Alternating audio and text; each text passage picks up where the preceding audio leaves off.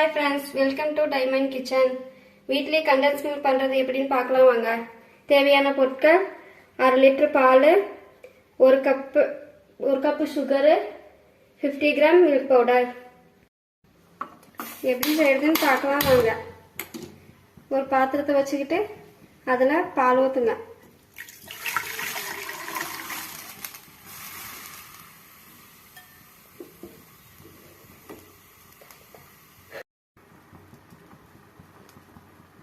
ஒரு பவுல் சுகர் போட்டுக்கோங்க.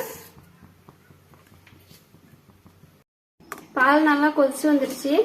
இப்ப எடுத்து வச்ச பால் பவுடர்ல பால் கொஞ்சம் ஊத்தி கலக்கிக்கலாம்.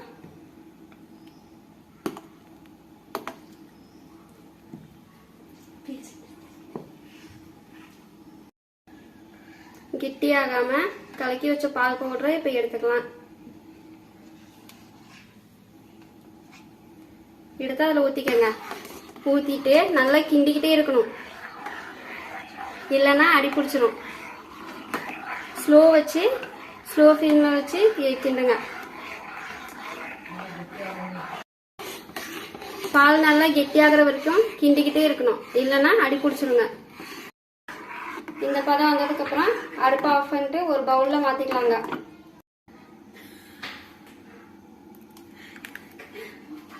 அவ்வளோதாங்க, கண்டென்ஸ் மில்க் ரெடி ஆயிடுச்சு.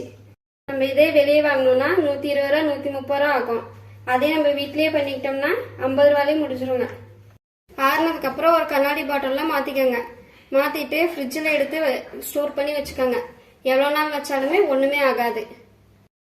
இது பாயசத்துல, கேக்ல, கீர்ல, ஜூஸ்ல எல்லாத்துலயும் போட்டுக்கலாங்க.